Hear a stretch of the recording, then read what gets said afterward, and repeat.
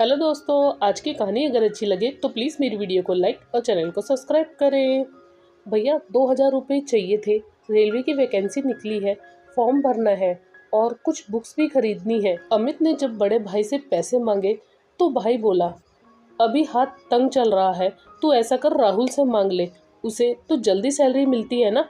अमित राहुल के पास गया और पैसे मांगे तो राहुल झल्ला पड़ा और बोला, तू अब बड़ा हो गया है, तेरी शादी भी हो गई है, अब मांगना छोड़ दे। और रेलवे की वैकेंसी का फॉर्म भरने में इतने पैसे कब से लगने लगे? पैसे उड़ाना चाहता है या फिर अपने बीवी के शौक पूरा करना चाहता है?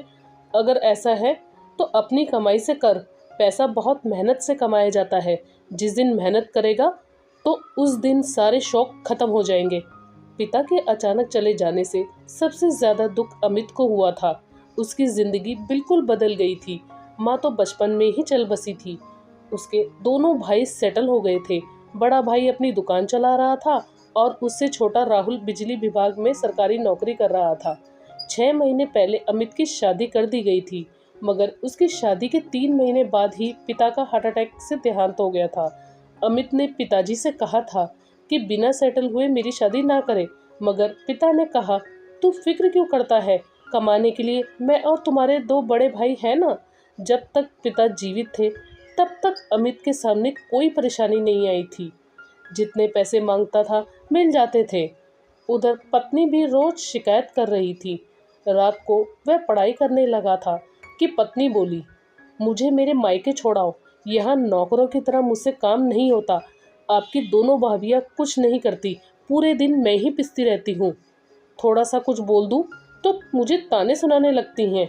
कहती हैं, तुम्हारा पति तो निठल्ला पड़ा रहता है, अगर तुम भी नखरे दिखाओगी तो तुम अलग हो जाओ। तुम्हारे पति को पढ़ा लिखा दिया, शादी कर दी, अब जीवन भर खिलाने का जिम्मा नहीं ले रखा। अमित बोला, अभी मुझे कुछ वक्त चाहिए, कुछ दिन एडजस्ट कर लो। अगर तुमने आज सब्र का घूंट पी लिया तो हमारा भविष्य अच्छा गुजरेगा। जो भाभियाँ कहती हैं वह कर दिया करो, काम करने से तुम्हारा कुछ नहीं बिगड़ेगा। अगर उन्होंने हमें अलग कर दिया तो मैं किसी भी कंपटीशन की तैयारी नहीं कर पाऊंगा। वह पत्नी को रोज समझाता था, मगर पत्नी नहीं समझ सकी। एक दिन जेठानियों से लड़कर वह अपने मायके चली गई। इसका नुकसान अमित को हुआ। वह भाइयों से पैसे मांगने लायक भी नहीं रहा। फिर मजबूरन उसे अपना पढ़ाई का खर्चा निकालने के लिए कुछ ट्यूशन्स पढ़ाना पड़ा। अब वह ट्यूशन भी कराता था और साथ में अपनी पढ़ाई भी करता था। कुछ दिनों बाद भाई अलग हो गए। इस कारण अमित को भी अपना अलग चूल्हा बनाना पड़ा। खाना बनाने और घर के काम के कारण उसे परेशानियां होने लगी थी। इस कारण वह अपनी पत्नी दिव्या को लेने अपने ससुराल गया। दिव्या बोली, जब तक ढंग से पैसे नहीं कमाओगे मैं नहीं आऊंगी। वह बोला, ट्यूशन से इतनी आमदनी तो हो जाती है कि हम दोनों का गुजारा हो जाएगा, मैं जल्दी ही नौकरी में लग जाऊंगा।